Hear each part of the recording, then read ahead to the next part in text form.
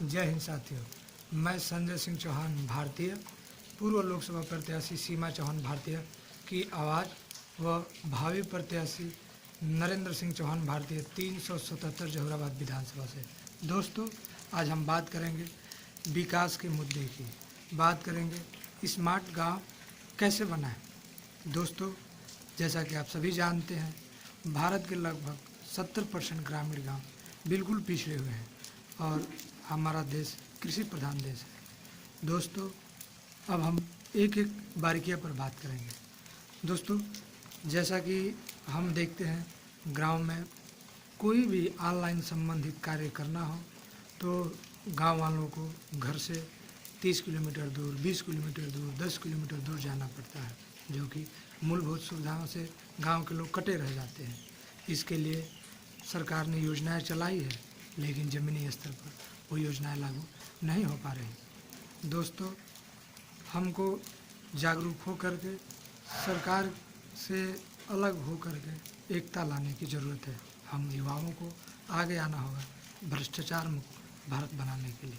सबसे पहले हम गांव में एक कोई भी व्यक्ति 4, 5 या 10 लोग का मिलकर गुट बनाएं, जिसमें हम गांव के सभी लोगों का ऑनलाइन संबंधित जितने भी कार्य हैं उनको करें। जैसे आज जाति निवास, कोई जॉब के लिए अप्लाई करना हो, खसरा खतौनी इंतखाब, फिर गाँव को जागरूक करें। समय समय पर गांव में टीका, पशुओं के लिए, महिलाओं के लिए, बूढ़ों के लिए, बच्चों के लिए वाईफाई, समय समय पर बच्चों के लिए खेल कूद प्रतियोगिताएँ, और जितने भी हमारे देश के शहीद हुए हैं जिन्होंने आज़ादी दिलाई, उनके शहादत दिवस पर, उनके जन्म दिवस पर हम बार बार जागरूक करते रहें।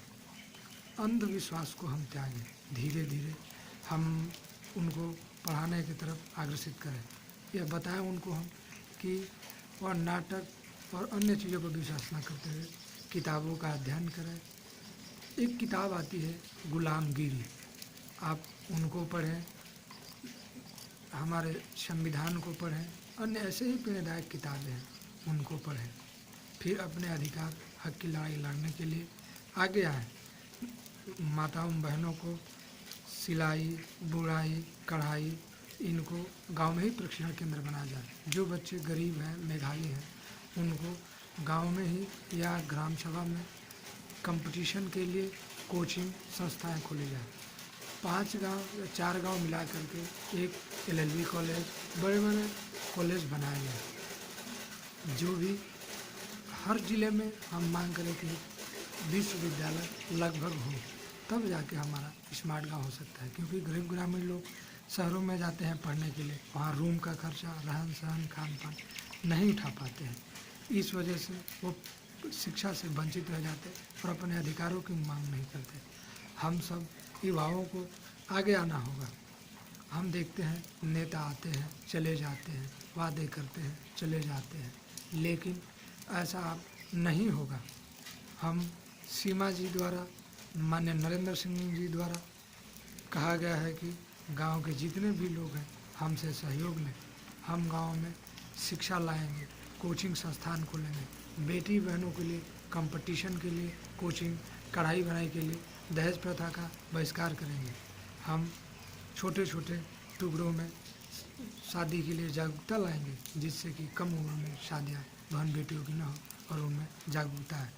किसानों के लिए हर ग्राम सभा में, ग्राम पंचायत में एक बीज भंडार, जिससे वो सभी प्रकार की बीजें खरीद सकें, और सरकारी गोदाम खुलवाने की कोशिश करेंगे, जिससे उनको अनाज, कीटनाशक दवाएं जो भी चाहिए, और हर 5 गाँव को मिलाकर एक बड़ी सरकारी मंडी खुलवाएंगे, जिससे अपने अनाज को क्रय और विक्रय कर सकें, जिससे किसानों की आय दुगुनी हो सके। इसी में किसान भाइयों के लिए हम अलग अलग तरह के पौधे जो कम समय में तैयार होते हैं, वैसे ही ऐसे पपीते की खेती, केले की खेती, फूल की खेती, अलग अलग जहाँ पर कम समय में खेती हो, टेक्निकल खेती के लिए हम प्रेरित करेंगे, उनको बताते रहेंगे, जिससे किसान कम समय में आय दोगुनी कर पाए।